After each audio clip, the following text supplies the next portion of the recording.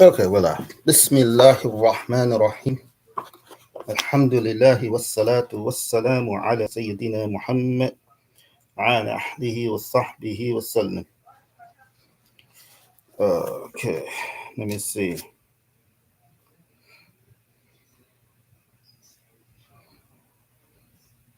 Okay, I believe we were right here. Uh, so we're at the author, may Allah have mercy on him, said, every creation that came into existence. Uh, okay.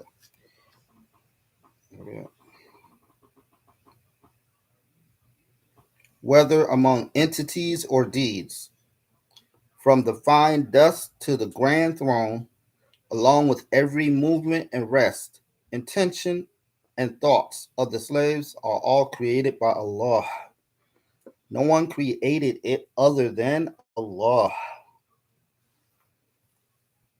The explanation. Entities are things that have a volume, whether it was small, such as a dharra. Dharra is the particle or fine dust, or smaller, or as big as the arsh. The arsh, which some people translate as the throne, is the largest of Allah's creations, which is the largest creation volume wise, and the vastest size wise. Says the dharra, particle of fine dust, is the smallest particle we can see, unattached to anything else with the naked eye. It is visible when light passes through an opening, and it is also referred to as habba. There is what is smaller than the habba, which is not seen by the eyes, and it has a volume. Among that is the smallest volume, which Allah created, which is referred to by the scholars of a Tawheed as Al Jawhar al Fard. It is the part which can no longer be divided. So usually I would translate Jawhar al Fard as the indivisible article, the indivisible particle. Some people translate it the as the atom. And the reason is because initially when people used to speak of the atom, they understood that to be something that did not accept division. But as we know, since they split the atom to make the atomic bomb, then that's not what we're talking about here. Okay, so uh how would I put it? So scientists thought that the atom was the smallest particle that could exist, but then they found a way to split it, and so they're under the belief that there is nothing that is impossible to split. So essentially, these people, they believe that we are made up of an infinite number of particles, and this comes from philosophy. Okay, when I say scientists, I'm saying some scientists, not all scientists, but a lot of materialist scientists, they adopted this belief from the philosophers, and ultimately, this belief doesn't make any sense if you really look at it. So to believe that everything is composed, like so, everything that is composed of particles, to believe that all of these objects that are composed of particles are composed of an unlimited amount of particles is a denial of reality. Mr. Uwais? Yeah. Okay, do you understand what it means if So if something is, how would I put it? Like, okay, like this cup that I'm holding, which you can't see because you're not on the video, but or like your phone. Okay, you have your phone in your hand, right? Mm-hmm. Intellectually thinking, you have to realize that your phone, if it was broken up into the smallest particles that it can be broken into, so you divided it into as many pieces as you can possibly divide it into, there has to be an end.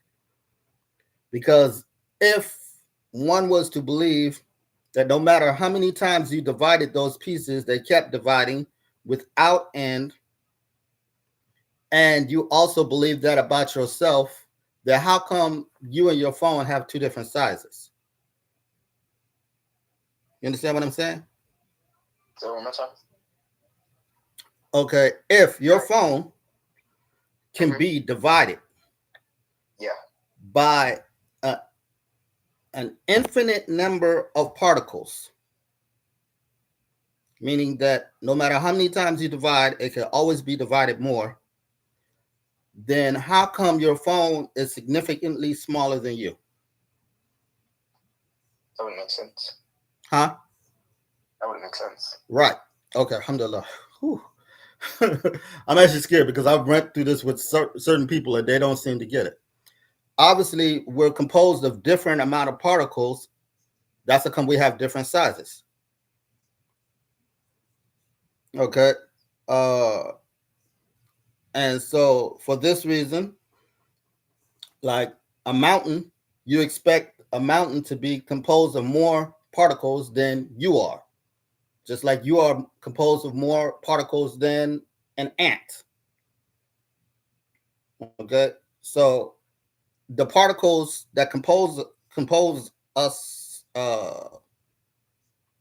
objects, okay, are all limited, and the limitation brings about the definition of our sizes. Otherwise, there wouldn't be a difference in size between one object and another if they were all composed of an infinite number of particles. That's what I'm getting at. It says, this and what is bigger than it. Okay. It says, it is the part which can no longer be divided. This and what is bigger than it. Allah is the one who created it.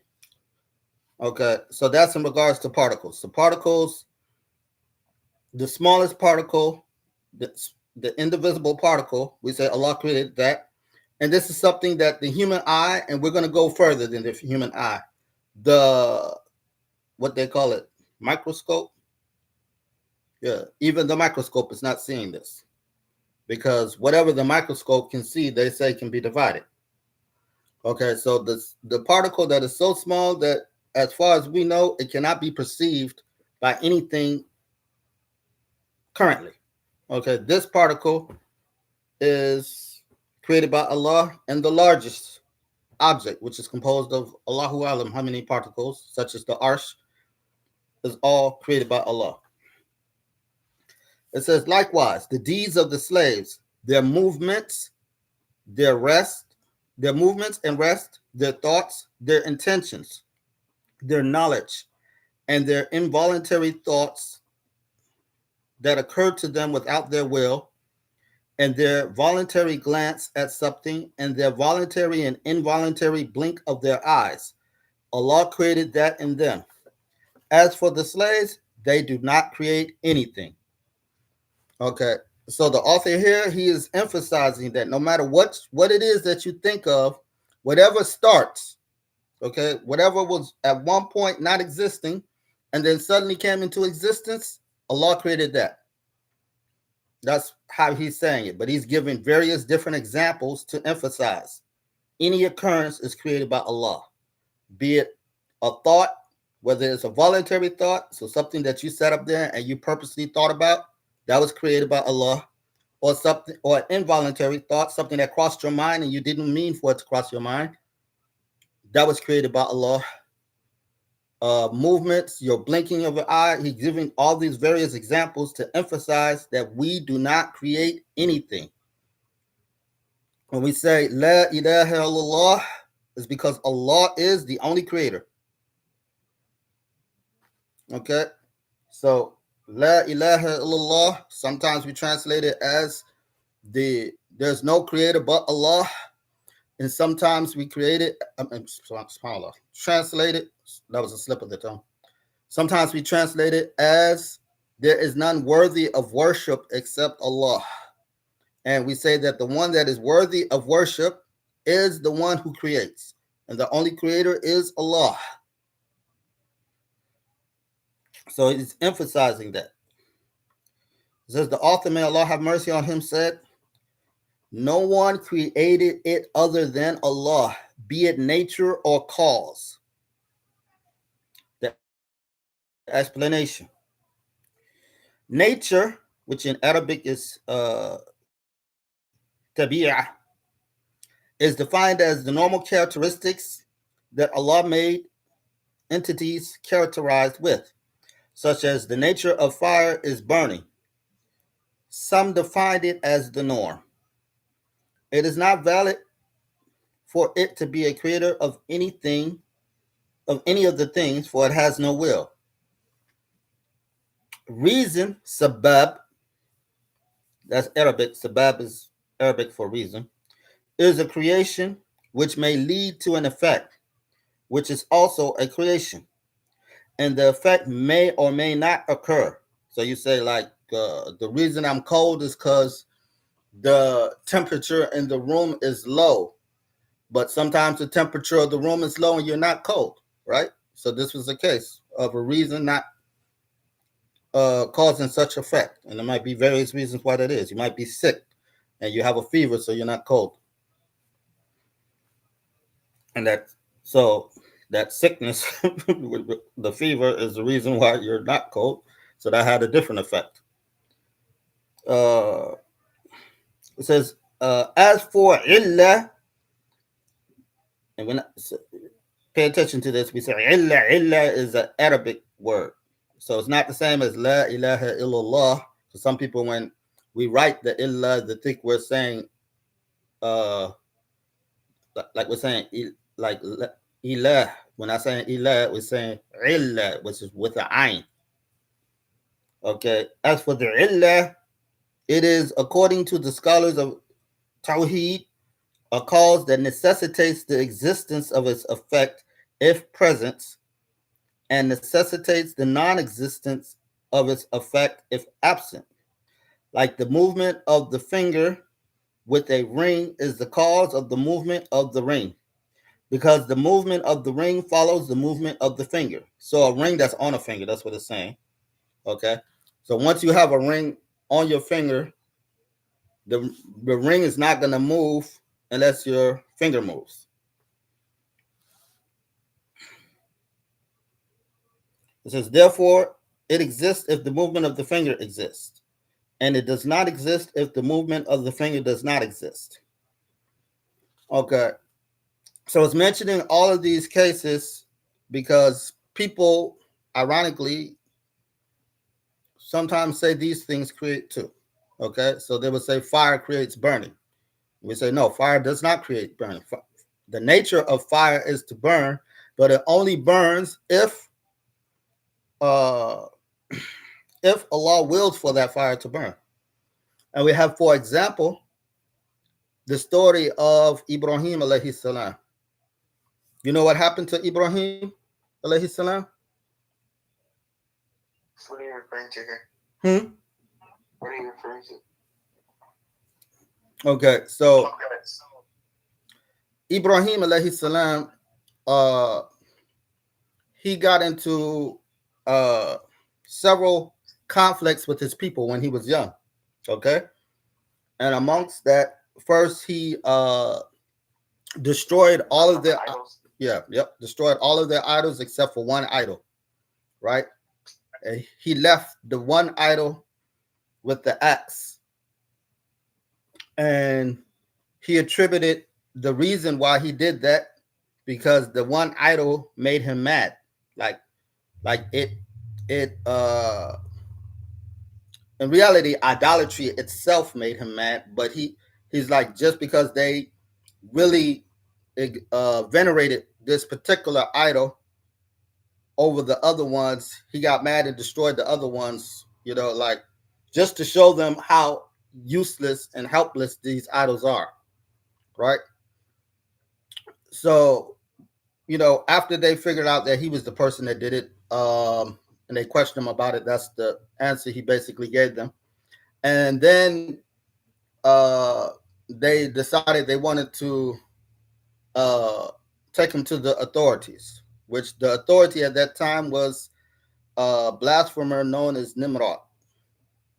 So Nimrod was the king, and Ibrahim alayhi salam was brought to his what you call court. Okay, and they got into a debate. And Nimrod, he was claiming to be God also. Okay, so he claimed that he was God, and he also supported his people in worshiping these idols. So it's like there was deep into paganry. They worshiped the celestial uh, creations. Okay, so like the sun, the moon, the star, they used to worship that. They used to worship idols there on earth, and they worshiped their king. All of that. That's what they were doing. And when they brought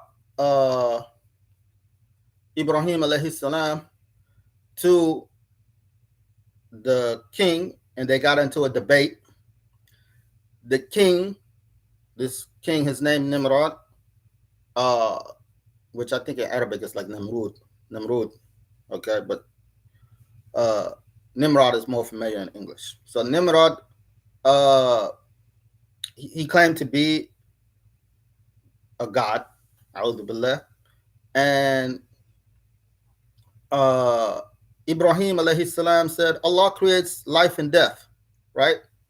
So Nimrod said, I create life and death also. Okay. And the terminology that, according, when we look at the Quran, what Ibrahim alayhi salam said, he said, Allah makes life and death, right? Okay. So this guy says it, which when Ibrahim was saying Allah makes, he's meaning that Allah creates. So, and he's being a smart aleck. He says, "Oh, I make life and death also." And he calls forth for two men to be brought forth. One person was guilty of a crime, and one person was absolutely innocent. And he had the person that was innocent killed, and he had the person who was guilty released. Sure.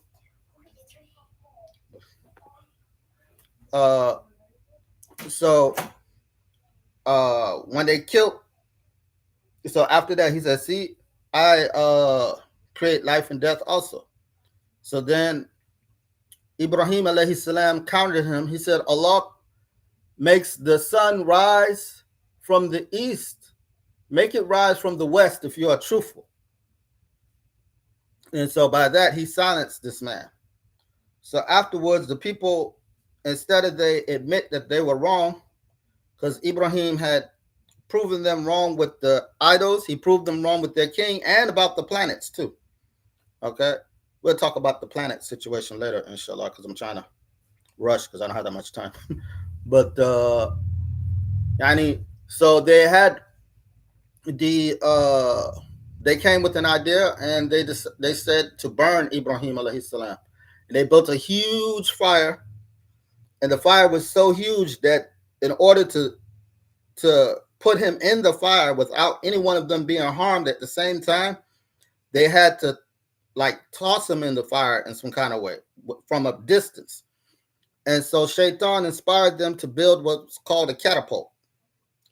And so catapults hadn't even existed up to this time. So Shaitan came to them and inspired them to build a catapult. And they placed Ibrahim alayhi salam on the catapult. You know what a catapult is?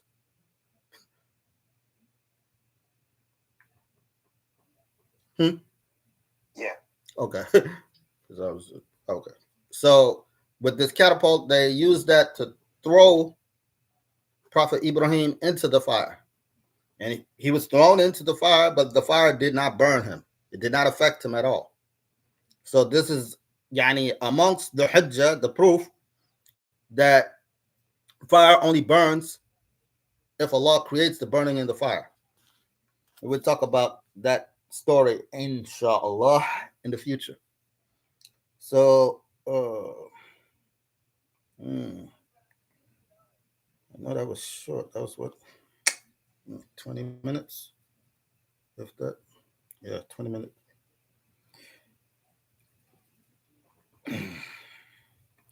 I guess we're going to read this last paragraph, and we'll deal with the explanation possibly tonight, if not tomorrow. I don't know. We'll see. Uh, says the author, may Allah have mercy on him, said, rather things come into existence by by the will of Allah, His power, and His destiny and eternal knowledge, as signified by the saying of Allah, وَخَلَقَ كُلِّ شَيْءٍ in Surah Al-Furqan. The verse means Allah created everything. That is, He brought all the creations from non-existence into existence. Creating in the said meaning is attributed to none but Allah. Allah said, هَلْ مِنْ خَالِقٍ غَيْرُ اللَّهِ in Surah Fatir.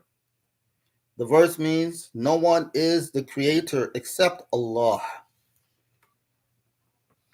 Okay, so Bismillah, we're going to stop right here for right now, and we will come back to this in the next class that we have. Any questions before we sign out? No. Okay. All right. Let's Yuhalli. La ilaha illallah. La ilaha illallah. La ilaha illallah. Allahumma salli ala Sayyidina Muhammad wa ala ahlihi wa sahbihi wa sallim. اللهم صل على سيدنا محمد وعلى أهله وصحبه وسلم. اللهم صل على سيدنا محمد وعلى أهله وصحبه وسلم. ورب اغفر للمؤمنين والمؤمنات